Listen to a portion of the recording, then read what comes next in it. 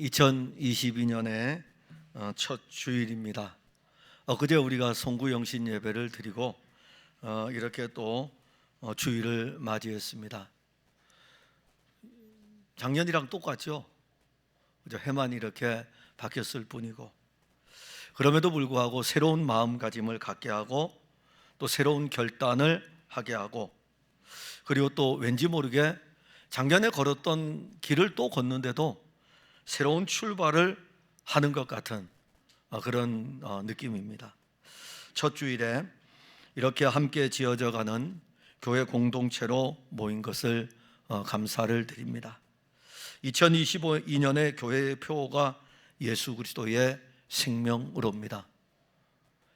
그리고 그 생명으로 살아가는 삶이 교회의 표어입니다. 조금 여러분들 어려울 수도 있을 것입니다. 여러분들이 우리 교회에서 저의 설교를 들으면서 제가 늘 말씀을 드리는 것은 우리는 죽은 것입니다. 오늘 설교를 들어가기 전에 여러분들이 육신에 대한 개념을 알아야 됩니다. 육신이라고 하는 것은 껍데기의 육체만을 이야기하는 것이 아니라, 바디라고 하는 이 몸을 이야기하는 것이 아니라, 이 몸을 포함해 가지고 우리가 사고하는 사고와 감정과 생각하는 모든 것들이 육신입니다. 성경에서 육신, 그리고 영이라고 할 때에는 하나님의 숨이에요. 그 안에는 우리가 할 수 없는 것이 있어요. 아주 깊은 곳에 있습니다.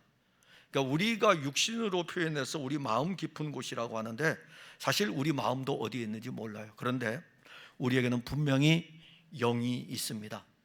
그리고 이 영과 또 다른 하나의 육신이 있어요. 이 영과 육신이, 육이 결합이 돼가지고 우리가 지금 돼 있기 때문에, 이 영이 떠나게 되면 우리 육은 죽은 것입니다. 그래서 오늘 설교를 들을 때에 육신이라고 했을 때에 몸을 생각하지 마시기 바랍니다. 내가 생각하고 내가 판단하고 내가 결정하고 내가 하는 모든 것들이 육신입니다. 그래서 여러분들이 예를 들어서 TV를 보면서 뉴스를 보고 정치에 대해서 판단하고 생각하는 모든 것들은 육신입니다. 육신이 우리의 모든 것들을 지금 붙들어가고 있습니다.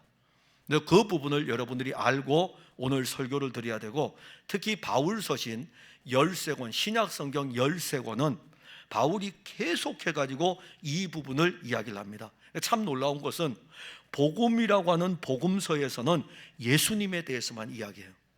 예수님이 어떤 분인지, 예수님이 와서 어떤 사역을 했는지, 그 다음에 교회에 복음으로 말미암아 세워진 교회에 대해서 편지를 보낼 때에는 이 예수님이 우리 안에서 어떤 일을 이루셨는지, 그러니까 예수님이 육신을 입었을 때에는 육신을 입은 상태에서는 만나죠. 여러분들을 만납니다. 만약에 육신을 입은 상태에서 우리가 같이 있다면은. 그런데 예수님이 움직였던 데는 갈릴리, 그 다음에 사마리아, 유대 땅, 요 공간의 한계가 있습니다.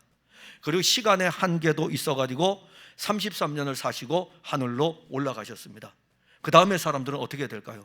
그 다음에 사람들은 예수님을 만날 수 있을까요? 없을까요? 그게 바로 서신서에 다 쓰여져 있습니다.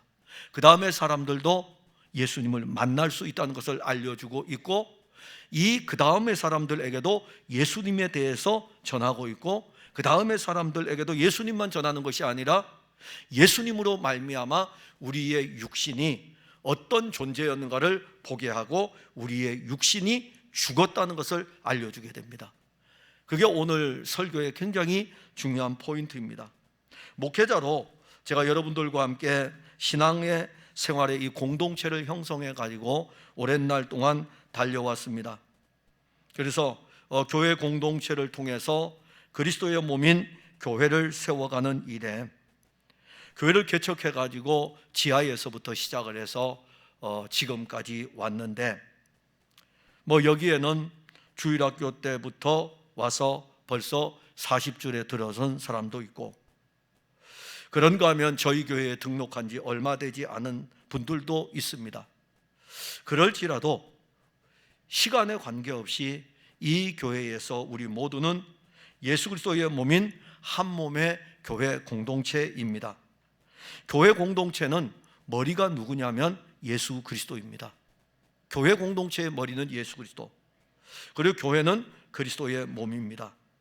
그러기에 교회 공동체는 머리이신 예수 그리스도로부터 생명이 공급되지 않으면 그 교회는 종교의 껍데기만 남게 됩니다. 우리가 유럽의 교회들을 볼 때에 유럽의 교회가 어떻게 저러냐라고 하면서 여러분들 혹시 유럽에 여행을 다니면서 건물의 껍데기를 보고 그렇게 평가할 필요가 없습니다. 우리도 지금 어떤 면에서 보면은 종교의 껍데기만 남아있는 그런 모습으로 가고 있을지도 모릅니다. 종교의 허울만 가지고 있는 공동체, 이게 무슨 소용이 있을까요? 예수 그리스도에 대해서 우리에게 증거할 때에는 예수님은 이 세상에 종교의 껍데기를 세우기 위해서 하늘의 영광 그 보좌에서 이 땅에 오신 것이 아닙니다. 자기의 생명을 자기 백성들에게 주기 위해서 오신 것입니다. 저에게 예수 생명 주기 위해서 하늘 영광에서 이 땅으로 오신 거예요. 여러분들에게 이 세상에 부요를 주기 위해서 오신 것이 아니라 예수님의 생명을 여러분들에게 주기 위해서 하늘로부터 이 땅에 오신 것입니다. 그 생명이 영원하다. 사실 우리의 생명은 유한하죠. 그러니까 우리는 사실 생명이 아니라 목숨이라는 표현을 쓰죠. 그러나 여러분들의 이해를 돕기 위해서 그냥 생명으로 같이 쓰는데, 우리의 생명은 유한합니다. 우리는 시간 세계 속에 살고 있습니다.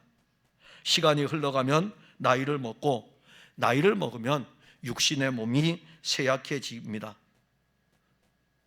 저도 놀랐어요.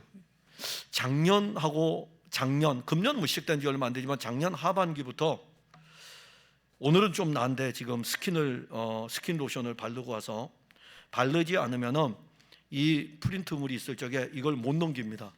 지금 넘어가요. 안 넘어가요. 말라가지고 이 손가락이 메말라가지고 이해 안 되죠. 60 넘으시면 이해돼요. 지금은 이해 안 돼도 그때는 알게 될 겁니다. 그리고 제 이야기를 기억할 거예요. 근데 그거는 기억하지 마시고 제가 전하는 예수만 기억하시면 됩니다. 아무튼 육신은요 이렇게 가요. 그 다음에 제 허리도 자주자주 삐끗거립니다. 그런 적이 거의 없어요. 거의 없었는데 요 사이에는 자주자주 그래요. 그러면서 이렇게 가다가 어떻게 될까요? 사망으로 가는 거죠 뭐. 그래서 죽음으로 가는 것입니다. 유한한 생명을 가진 우리들에게 영원한 생명이 왔다는 것은 얼마나 놀라운 일입니까? 이것이 우리에게 어떤 종교가 이룬 업적입니까? 어떤 종교가 이룬 결과물입니까? 결코 그렇지 않습니다. 제가 설교자로 서 있기 때문에 영원한 생명이 왔습니까? 아닙니다. 제가 설교자로 서 있기 전에 그리스도의 생명은 저에게 왔습니다. 여러분 아무 상관없어요. 여러분들이 무슨 일을 하느냐가 중요한 게 아니라 여러분들에게 영원한 생명이신 그리스도가 왔느냐, 이거를 여러분들이 믿느냐가 더 중요합니다. 우리에게 영원한 생명은 어떤 업적과 결과물이 아니고 거저 주신 것입니다. 창세전에 그리스도 안에서 택함을 받은 사람들에게 하나님 아버지께서 공짜로 그의 아들의 영원한 생명을 주었습니다. 제가 설교를 할 때 참 어떻게 비교를 해서 말씀을 드리긴 어렵지만은 제 아랫 동생이 선교지에서 이제 병을 얻어서 와서 2년 동안 치료하다가 세상을 떠났습니다. 세상을 떠났는데 몇 천만 원의 돈이 들어갔어요. 그 유한한 생명의 목숨을 연장시키기 위해 가지고 우리 재수 씨도 그렇고 우리 조카들도 그렇지만은 또 형제들도 계속 병원에 같이 가게 되면은 그 밥 사 먹어야 되죠. 그리고 뭐 하면은 치료 받으면은 뭐 음식 먹고 싶다 그러면은 조금이라도 더 맛있는 음식을 주기 위해 가지고 또 돈을 써야 되죠. 왜? 좀 더 그 목숨을 연장시키기 위해서. 근데 연장시키기 위해서 몇 천만 원을 쓰는데 그 목숨을 연장시키기 위해서. 근데 여러분들이 영원한 생명을 공짜로 받은 것은 어떻습니까? 이 영원한 생명을 거저 받았습니다. 2022년에 저는 우리 풍성한 교회 성도들이 육신을 입고 있지만 여러분들 안에 다시 태어난 생명, 거듭난 생명, 주 예수의 생명이 있는 것을 알고 그 생명이 여러분들에게서 살아간다는 이 믿음, 여기까지 우리가 좀 그냥 막연하게 믿어지는 것이 아니라 실제인 믿음을 여러분들이 가지면 좋겠다, 2022년에. 그래서 내가 그리스도와 함께 십자가에 못 박혔나니 그런즉 이제는 내가 사는 것이 아니요 오직 내 안에 그리스도께서 사시는 것이라고 하는, 이게 너무 좋은 구절로 오는 것이 아니라 그 사시는 것이 여러분들에게 실제이기를 바랍니다. 오늘 우리는 그리스도의 생명으로 살아가는 그 길로 들어갈 것입니다. 예수의 생명이 여러분들 안에 있음을 믿으시고 우리 같이 한번 본문을 통해서 출발해 봅시다. 먼저는 우리는 그리스도와 함께 죽었습니다. 본문 3절에 보면 무릇 예수 그리스도와 합하여 세례를 받은 우리는 그의 죽으심과 합하여 세례를 받은 줄을 알지 못하느냐. 자, 세례라는 이 의미는 뭐 물에 잠기냐 뿌리냐 어떤 종교의 의식의 한 부분으로 생각하지 마시고, 그거는 우리가 믿는 자들에게 공동체의 회중 앞에서 내가 그리스도 예수를 믿는 믿음으로 말미암아 받는 하나의 의식입니다. 근데 거기에 지금 주안점을 두지 마시고 세례라는 이 뜻의 원래 의미는 물에 잠기는 것입니다. 그러니까 세례를 받을 때에 물에 잠기는 것은 내가 죽는다는 겁니다. 물 속에 들어간다는 것은 내가 죽는 것을 이야기해요. 그러니까 여러분들 세례 받으셨죠? 세례 받으셨다는 것은 내가 죽었다는 것을 의식으로 나타낸 거예요. 내가 죽었다는 것을 믿을 뿐 아니라 공동체 앞에서 죽었다는 것을 나타내는 것입니다. 그리고 세례를 받을 때 물에 잠긴다라는 이 의미는 씻겨진다는 의미가 있습니다. 우리가 왜 세례를 받아야 합니까? 세례의 분명한 목적은 죽는 것입니다. 고린도전서 10장 1절과 2절에 보면 바울은 고린도 교회 편지를 보내면서 세례에 대해서 아주 쉽게 설명을 해줍니다. 형제들아, 나는 너희가 알지 못하기를 원하지 아니하노니 우리 조상들이 다 구름 아래에 있고 바다 가운데로 지나며 모세에게 속하여 다 구름과 바다에서 세례를 받았다. 이스라엘 백성들이 홍해를 건너는데 이것을 우리는 구약만 읽게 되면은 이스라엘 백성들이 홍해를 육지같이 건넌 것으로만 봅니다.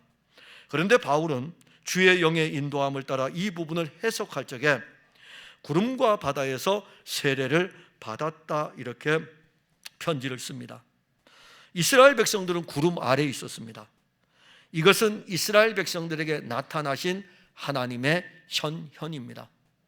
자, 신약에서는 하나님이 어떻게 우리에게 나타나실까? 우리와 같은 육신을 입고 나타나신 것이고, 구약에서는 하나님은 다양한 방법으로 자기 백성들에게 나타나시는데 그 중에 하나가 이스라엘 백성들이 애굽 땅을 걸어갈 때에, 특히 홍해를 건널 때에 뒤에 있던 구름이 앞에 있던 구름이 뒤로 가고, 뿐만 아니라 이 구름이 이스라엘 백성들 위에 가득했습니다. 그래서 이스라엘 백성들을 이야기할 때에 구름 아래 있다. 이것이 바로 이스라엘 백성들과 함께 하시는 하나님의 현현입니다. 이스라엘 백성들에게 하나님이 같이 하고 있다. 이스라엘 백성들에게 하나님이 임재하고 있음을 알려줍니다. 홍해를 건널 때에 그들은 구름 아래서 걸었습니다. 그들 위에는 구름이 있었습니다. 그리고 구름 아래서 걸으면서 바닷길을 육지같이 걸었습니다. 이것이 바로 세례입니다. 이것이 세례예요. 이스라엘 백성들이 홍해를 건넌 후에 바다는 어떻게 됐을까요? 예전의 모습으로 돌아가죠. 그런데 이스라엘 백성들을 뒤따라오던 세력들이 있었습니다. 그들은 애굽의 병사들이었습니다. 바다가 예전으로 돌아갔을 때에 애굽의 병사들은 홍해에서 다 죽었습니다. 세례가 바로 이와 같은 것입니다. 세례는 애굽의 옛 본성이 죽는 것입니다. 애굽의 본성이 죽는 거예요. 타락한 죄의 본성이 죽는 것입니다. 이스라엘 백성들이 홍해 바다를 들어가기를 원한 것이 아닙니다. 아니, 오히려 그들은 홍해 바다 앞에서 절망한 사람들입니다. 그런데 홍해 바다를 들어갈 것을 명령하신 분은 여호와 하나님입니다. 자기 백성들이 홍해로 들어갈 때 구름이 자기 백성들 위에 있었습니다. 그리고 이스라엘 백성들이 홍해를 건넌 후에 돌아보니까는 이스라엘 백성들을 추격하던 애굽의 병사들은 시체로 가득하였습니다. 이것이 바로 그리스도와 합하여라고 하는 십자가의 사건으로 연결되고 세례로 연결이 됩니다. 오늘 본문 4절에 보게 되면 그러므로 우리가 그의 죽으심과 합하여 세례를 받음으로 그와 함께 장사되었다. 예수 그리스도의 죽으심은 십자가에서입니다. 예수님은 십자가에서 죽으셨습니다. 예수님의 죽으심은 하나님의 아들의 죽으심입니다. 예수님의 죽으심은 그리스도의 죽으심입니다. 하나님의 아들이 육신을 입고 온 것이고 그리스도가 육신을 입고 온 것이고 하나님의 아들이 우리와 같은 육신을 입고 우리 대신에 십자가에서 죽으신 것입니다. 그래서 예수 그리스도의 죽으심은 하나님의 아들이 육신을 입고 육신인 우리와 함께 연합하여 죽은 것입니다. 그래서 오늘 본문에서 그의 죽으심과 합하여 이렇게 했어요. 연합하여. 여러분들의 세례는 예수 그리스도와 연합하여 받은 세례입니다. 여러분들은 세례가 죽음을 의미하니까는 옛 본성의 죽음입니다. 애굽의 본성의 죽음입니다. 애굽의 병사들은 다 죽었잖아요. 그러나 그 구름이 그 위에 있고 그리스도가 여러분들과 함께 하기 때문에 여러분들이 그리스도와 함께 십자가에서 죽으시고 죽을 뿐만이 아니라 어떻게 됐습니까? 그와 함께 장사되었다. 그런데 오늘 본문 2절에 그럴 수 없느니라 죄에 대하여 죽은 우리가 죽었다 이겁니다. 우리 육신은 아담의 타락한 본성을 가지고 있기 때문에 그냥 그대로 내버려둬도 죄입니다. 죄덩어리일 뿐만이 아니라 우리 육신의 본성은 죄를 지을 수밖에 없는 존재인 것입니다. 여러분들이 아무리 선한 일을 하려고 해도 여러분들이 하려고 하는 선한 모든 일까지도 심지어 죄덩어리 뿐입니다. 예수님 당시에 얼마나 이 종교적으로 선한 일을 하려고 하던 사람들이 있었습니까? 그들이 바리새인들 아닙니까? 우리는 바리새인들을 생각할 때에 그때만 생각하면 안 됩니다. 제가 누누이 설교를 하면서 말씀드리지만 저에게도 바리새인의 모습이 있어요. 저에게 사두개인의 모습도 있고 저에게 유대인의 모습도 있고 이방인의 모습도 있고 애굽인의 모습도 있고 다 가지고 있어요. 그런데 제 안에 바리새인이 팍 하고 일어나게 되면은 저만 의롭고 여러분들 모두는 신앙생활 제대로 안 하고 있는 것입니다. 이게 바리새인이에요. 그래서 목회자인 저는 여러분들에게 이렇게 얘기합니다. 신앙생활을 똑바로 하세요. 저도 못하는데. 제 안에 바리새인이 커가면 그래요. 여러분들이 저를 위해 기도할 때는 우리 교회 목회자가 바리새인이 되지 않게 해주세요. 이런 기도 꼭 하셔야 돼요. 제가 바리새인이 되면 여러분들이 피곤합니다. 여러분들이 힘듭니다. 고생하시죠, 찬양대. 아침 일찍 와서. 그런데 제가 바리새인이 돼가지고 찬양을 좀 제대로 부르세요. 이렇게 하면 앉아있다가 목사님은 말이야 우리가 얼마나 일찍부터 나와서 연습하고 있는데 그렇게 할 거 아닙니까? 그러니까 제가 바리새인이 되지 않도록 기도를 해주셔야 돼요. 특히 우리 장로님들은 담임 목회자가 바리새인이 되지 않도록 기도하셔야 됩니다. 왜냐하면 바리새인은 모든 것을 누구에게 중심을 둬하면 자기에게 중심을 둬요. 근데 우리에게 다 있어요. 그러면서 바리새인은 착한 일도 해요. 그래서 구제도 해요. 아니 구제 많이 해요. 그래서 예수님이 그들 구제하는 거 알아요. 근데 단 구제를 하는데 어떻게 합니까? 자기 이름을 내려고 구제해요. 나팔을 불어가지고 구제한다는 것은 무슨 의미냐면은 자기 이름 내는 거예요. 그러니까 우리가 내 이름을 내려고 하는 모든 것들은 바리새파의 요소입니다. 그 영향을 가지고 있어요. 그게 우리 인간의 타락한 본성 자체입니다. 율법으로도 그렇고 윤리적으로도 그렇고 우리가 어떤 죄를 짓기 이전에 우리는 그 자체가 죄인입니다. 그냥 우리는 죄덩어리예요. 이걸 신학적으로 이야기할 때는 원죄라 이렇게 이야기해요. 이 원죄로 말미암아 우리는 죄를 지을 수밖에 없는 존재들인 것입니다. 죄에 대해서 죽었다는 말이 뭐죠? 2절에 우리가 가진 이 아담의 원죄가 그리스도와 합하여 세례를 받음으로 말미암아 죄에 대해서 죽었다는 것입니다. 죄에 대해서 죽었다는 것은 죄가 더 이상 우리 가운데 일하는 게 아니에요. 근데 이 본문을 가지고 만일 여러분들의 이성의 사고로 논리적으로 접근을 하면 절대로 받아들일 수 없습니다. 왜 그럴까요? 우리 안에 죄의 성향이 남아있기 때문에, 육신을 입고 있는 우리에게 죄의 성향이 남아있기 때문에. 그런데 많은 사람들은 하나님의 말씀을 논리적으로 풀어가려고 합니다. 우리가 죄에 대해서 죽은 것은 우리의 행위와 관계하는 것이 아닙니다. 하나님의 아들 예수 그리스도께서 육신을 입고 이 세상에 와서 우리와 합하여 십자가에서 죽으신 것입니다. 그럼 이제 또 하나의 갭이 생기죠. 2000년 전에 그분이 지금 어떻게 우리와 하나가 되냐? 그래서 내가 가면 또 다른 보혜사를 너희에게 보내줄 것인데 그가 오면 내게 대해서 증거할 것이고, 그러면 제가 지금 이렇게 증거할 때에, 제가 여러분들에게 예수를 증거할 때에 예수 그리스도는 그의 영으로 실제가 되어서 여러분들이 그리스도와 합하여 죽으신 것을 믿게 하는 것입니다. 이게 주의 영이 하는 놀라운 일이에요. 그래서 우리는 죄에 대해서 죽었습니다. 우리 육신은 죽었어요. 만일 여러분들이 이 생명의 말씀을 알지 못한다면 죄송하지만 여전히 죄 가운데 있는 것입니다. 그 처리 못했어요. 십자가에 달린 예수가 내 죄를 위해서 죽었다, 이것거는 처리했어요.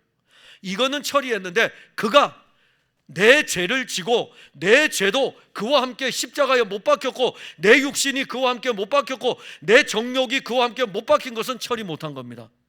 만약에 이거 처리 못했으면은 성경의 갈라디아에서 나오는 그리스도 예수께서 십자가에 못 박힐 때 우리의 육체도 못 박히고 우리의 정도 못 박히고 우리의 욕심도 못 박힌 걸 다 빼버려야 되죠.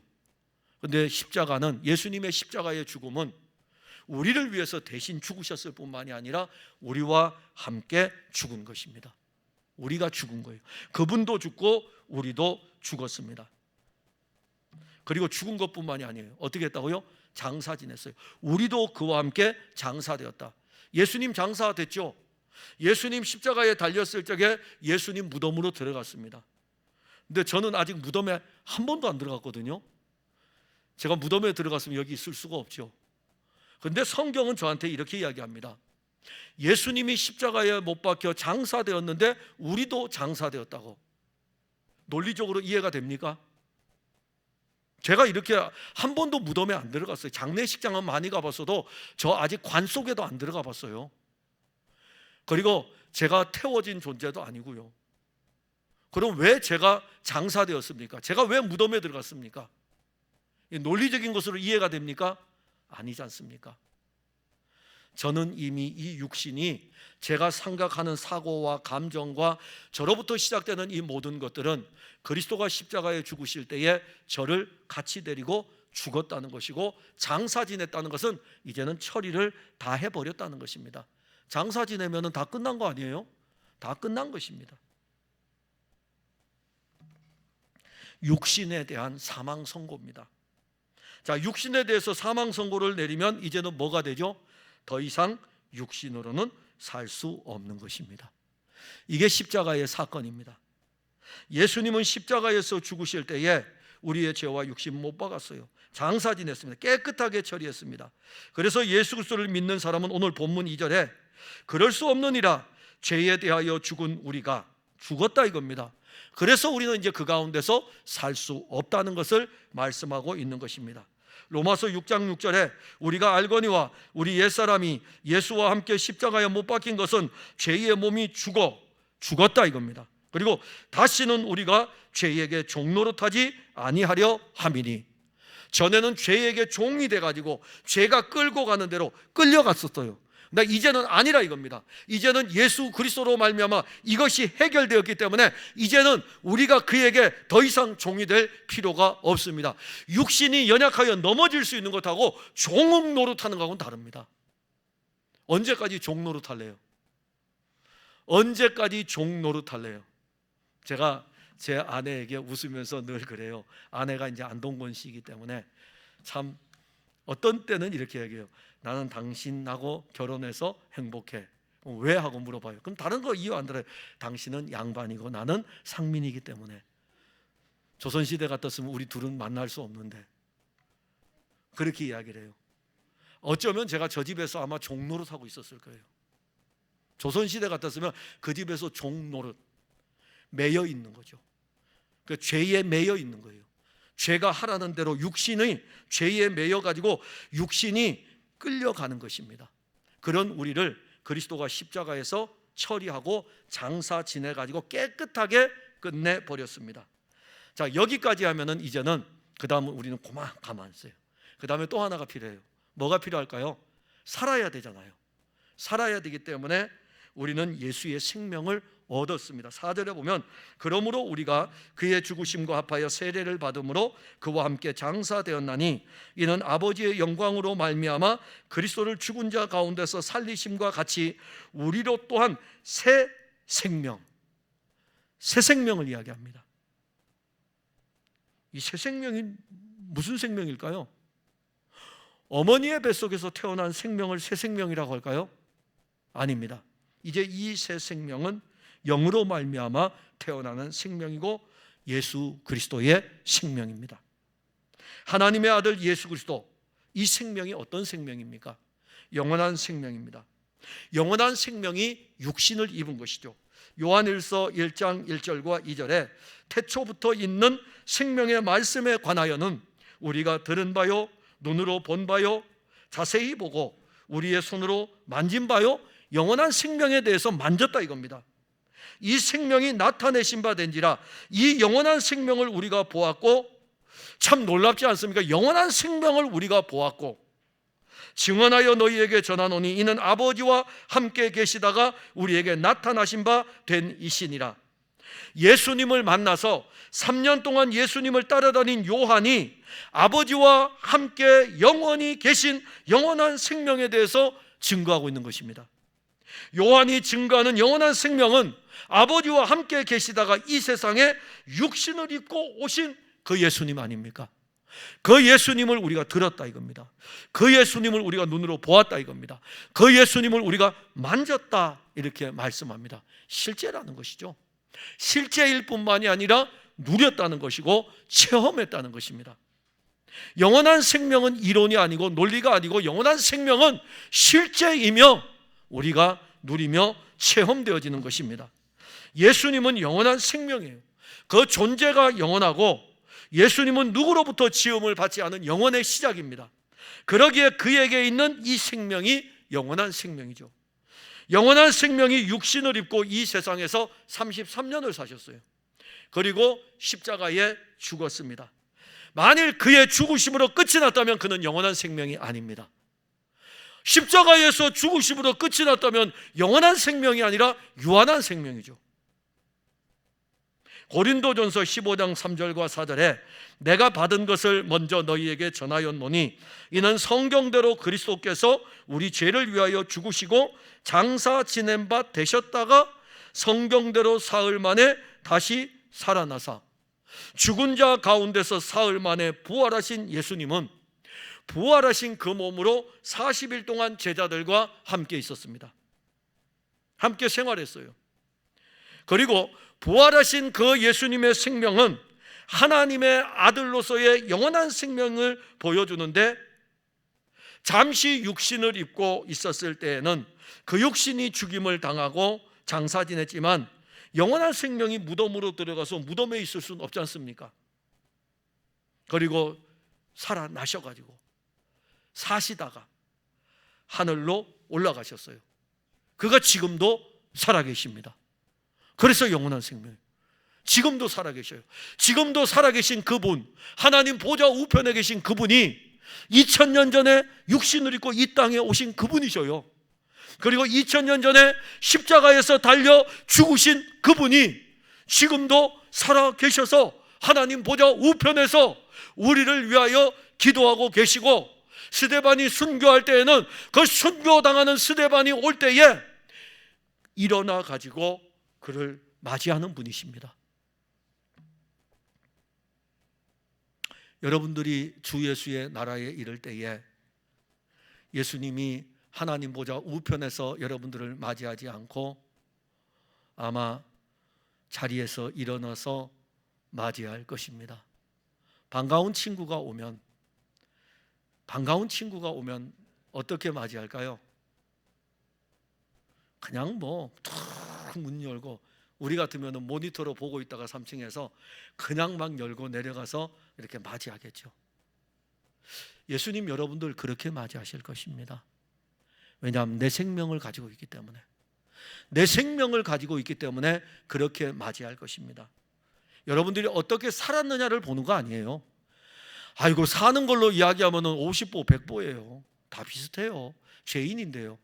그런데 예수의 생명을 가진 것을 알기 때문에 주께로 올 때에 영원한 생명이신 그분이 지금도 살아계셔서 여러분들을 맞이할 것입니다. 그분이 지금은 왕이잖아요. 만왕의 왕으로 계십니다. 하늘과 땅의 모든 것들이 그 발 아래 복종을 합니다. 무릎을 꿇습니다. 영원히 살아계십니다. 4절에 보면 그분의 생명을 이렇게 이야기해요. 새 생명이다. 새 생명이다. 이 생명이에요. 새 생명은 그분의 생명입니다. 우리가 가진 새 생명을 이야기합니다. 우리는 예수 그리스도와 합하여 죽었고 장사되었습니다. 죄에 대해서 죽었어요. 육신도 죽었습니다. 죽은 자는 아무것도 할 수 없습니다. 하나님은 그의 아들 그리스도를 통하여 우리를 죽은 자로 둔 것이 아니라 새 생명을 주었습니다. 장사 지내어 처리해서 끝낸 것이 아니라 그 다음에 우리에게 예수의 생명을 주었습니다. 여러분들은 다 이 새 생명을 가지고 있습니다. 모릅니까? 아직? 이해가 안 됩니까? 이해가 안 되는 것은 예수를 논리로 믿으려는 사람이고, 모르는 사람은 아직도 미련하기 때문에 그러는 것입니다. 예수님 부활하셔가지고 엠마오로 가는 제자들 옆에 이렇게 같이 걸어가잖아요. 예수님 옆에서 말씀해도 모르잖아요. 언제 알게 됩니까? 말씀을 풀어주고 떡을 함께 한 집에 머물러 떡을 떼고 예수님 사라지셨어요. 그때서야 그분이 우리의 부활하신 예수님인 것을 알게 됩니다. 그러니까 말씀의 떡이 여러분들에게 계속 공급이 되면 여러분들은 그 생명을 알게 됩니다. 여러분들 이미 가지고 있어요. 우리는 요한복음 3장에 거듭나야 되겠다라는 이 말씀을 잊어서는 안 됩니다. 혹시 우리들 가운데도 그런 분들이 있습니까? 니고데모라고 하는 사람은 산헤드린 공회원 회원입니다. 유대 종교의 엄지손가락이에요. 유대 종교의 엄지손가락일 뿐만이 아니라 유대 종교의 대단한 사람이에요. 그런데 예수님이 그 사람한테 너 다시 태어나야 돼 이렇게 이야기했어요. 혹시 우리들 중에도 있지 않습니까? 아유, 목사님 제가 교회 다닌 지 30년 40년이 됐는데요, 근데 제가 그분한테 다시 태어나야 돼.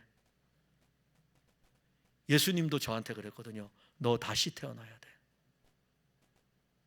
네가 지금 육신을 따라 교회를 다닌 것이 아니라 예수의 생명을 알아야 되고 이 생명으로 다시 태어나야 돼.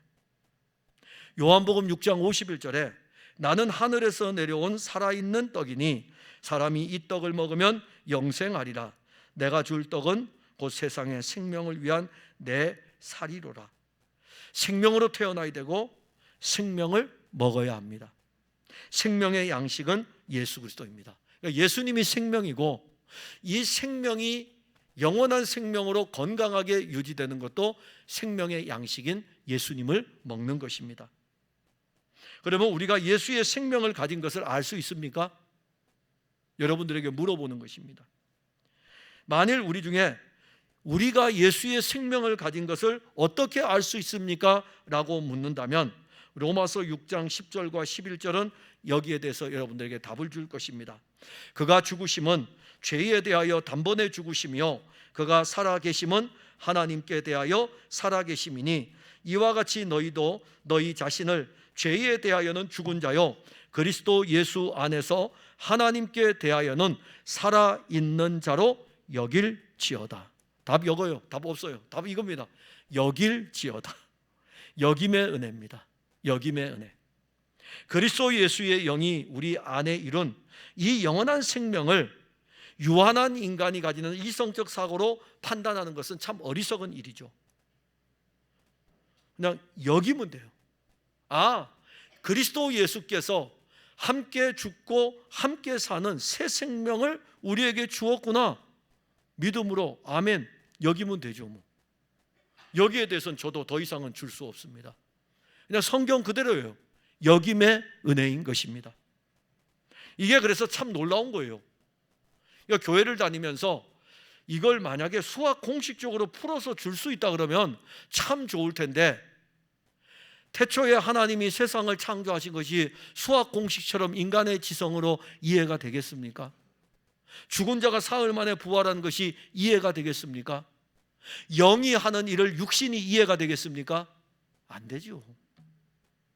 그래서 여기시는 겁니다. 또 하나는, 만일 여러분들이 영원한 생명을 가졌다면 그 생명이 여러분들을 살 것입니다.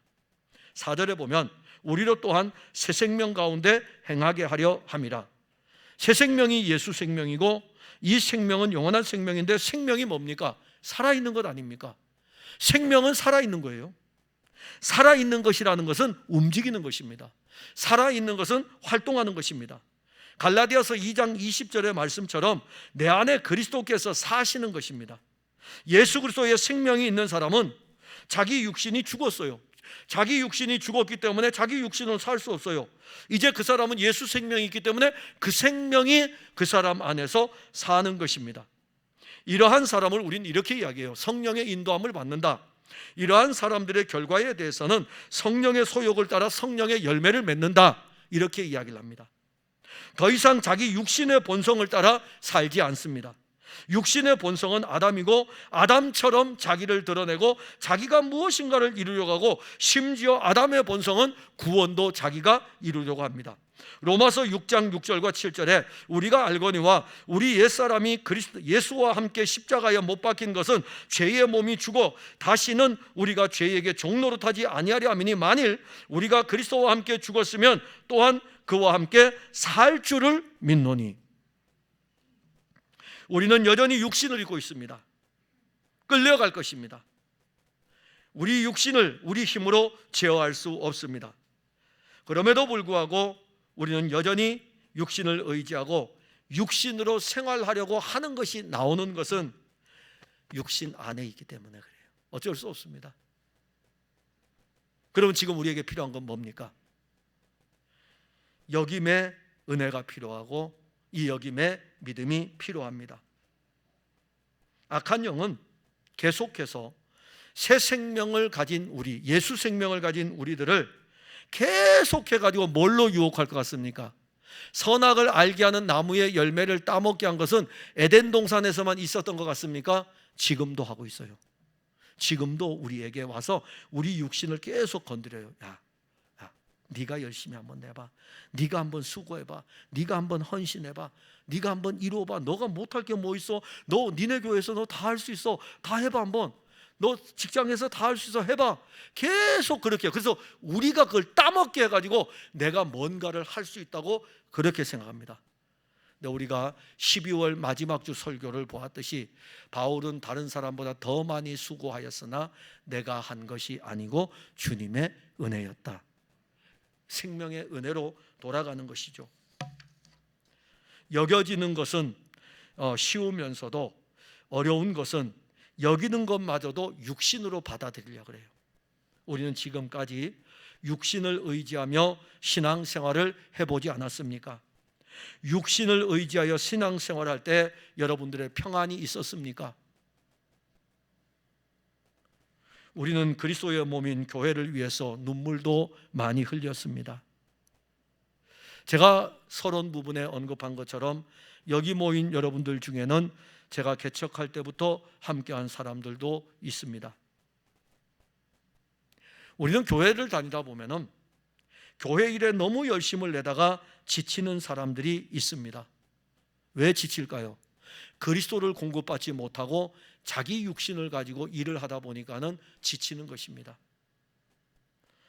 목회자인 저가 지칠 때가 있을까요? 없을까요? 저도 육신을 입고 있기 때문에 지칠 때가 있습니다. 저도 힘들 때가 있습니다. 육신을 입은 우리들은 육신의 영향을 벗어날 수 없습니다. 그럼에도 불구하고 육신에 머물지 않고 일어설 수 있는 것은 우리 안에 그리스도께서 사시기 때문입니다. 예수 그리스도의 생명이 이제는 우리 안에 삽니다. 제게 만일 예수님이 없다면 제 육신대로 하면 돼요. 제 육신대로 목회하면 됩니다. 제 육신대로 다 하면 돼요. 그래서 어떤 때는 육신의 감정이 막 올라오기도 하고 그렇게 하죠. 근데 그게 자주 되면은 육신이 너무 강한 거고, 생명이 강해야죠. 생명이 강하면 그리스도가 제 안에서, 여러분들 안에서 일을 합니다. 예수님께서 우리에게 새 생명을 주신 것은 당신의 생명으로 살아가는 능력도 주었습니다. 육신의 생명으로 사는 것은 한계가 있고 온전하지 못합니다. 결국 신앙의 탈진도 올 것입니다. 그런데 예수 생명으로 사는 것은 그 생명이 능력이고 그 생명이 일하기 때문에 항상 기쁘고 즐겁습니다. 평안이 넘칩니다. 예수 생명으로 살면 그 생명은 풍랑이는 바다에서도 평온합니다. 예수 생명으로 살면 그 생명은 매일마다 가나의 혼인잔치입니다. 예수 생명으로 살면 딱 베다니 교회입니다. 베다니 교회는 성도가 3명 있습니다. 거기에 목회자는 예수님이고 성도는 나사로, 마르다, 마리아입니다. 그런데 이 베다니 교회에 나사로가 병들어 죽게 되었습니다. 그때에 목회자인 예수님이 오셨습니다. 이 집은 늘 그늘입니다. 나사로 성도는 맨날 아파가지고 이렇게 있고, 마르다 성도는 막 열심히 내려고 뭘 하지만은 짜증만 나요. 나는 혼자 열심히 하는데 도와주지 않고 그럽니다. 그리고 마리아 성도는 그만 관심 없어요. 그냥 그래가지고 예수님 말씀에만 귀를 기울이고, 마치 생명 없는 교회의 모습이죠. 그러다가 요한복음 11장을 딱 기점으로 해서 나사로가 살아납니다. 나사로가 살아나고 그 다음에 곧바로 나오는 게, 그러니까 요한복음 10장, 11장, 12장 사이에 나사로의 사건이 나옵니다. 근데 그 앞에 베다니 교회가 나오고 그 뒤에 베다니 교회가 또 한 번 나와요. 나사로가 살고 난 다음에 다시 살아나죠. 부활에 대해서 이야기합니다. 생명에 대해서 이야기하고 무덤에서 나오게 합니다. 그리고 예수님이 어디로 먼저 갈까요? 베다니로 먼저 갑니다. 베다니로 갔더니 이 셋이 변했어요. 어떻게 변했냐면은, 이제 병들어서 맨날 아파있던 나사로는 예수님 곁에 있게 되고, 그 다음에 말씀을 들었던 마리아라는 이 여인은 자기의 옥합을 깨트려가지고 예수님에게 부어주고, 내 신랑이다 이겁니다. 이분이 내 신랑이다 이거죠. 그 다음에 마르다는요, 마르다는 많은 일로 예수님을 공개하는데 불평과 불만이 없습니다. 이게 생명이에요. 이게 생명. 생명이 이렇게 나눕니다. 사랑하는 성도 여러분, 예수 그리스도의 생명은 우리를 생명의 그리스도인으로 살게 할 것입니다.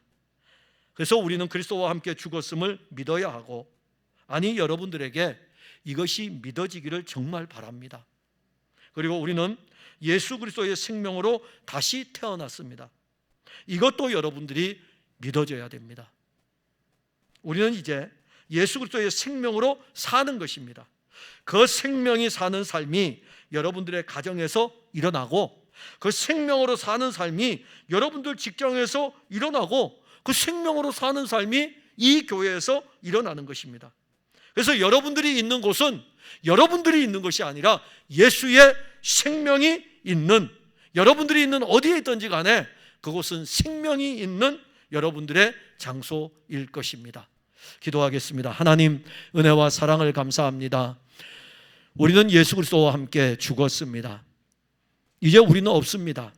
그리고 우리에게 예수의 생명을 주었습니다. 우리는 예수의 생명으로 다시 태어났습니다. 이 생명은 영원한 생명이고, 이 생명은 우리 안에 살아있는 능력인 것입니다. 이 생명이 우리를 살게 할 것입니다. 2022년 우리 풍성한 교회 모든 성도들의 걸음은 내 힘으로 사는 걸음이 아니고, 내 노력으로 사는 걸음이 아니고, 내 육신의 힘을 따라 사는 걸음이 아니고, 이 모든 것은 죽고 예수 그리스도의 생명으로 사는 삶이기를 원합니다. 예수 그리스도의 생명으로 행할 것이라는 이 말씀이 2022년 우리 풍성한 교회의 표제이오니 모든 성도들이 예수의 생명을 누리고 생명으로 사는 즐거움이 저들에게 넘치게 하옵소서. 예수님 이름으로 기도하옵나이다. 아멘.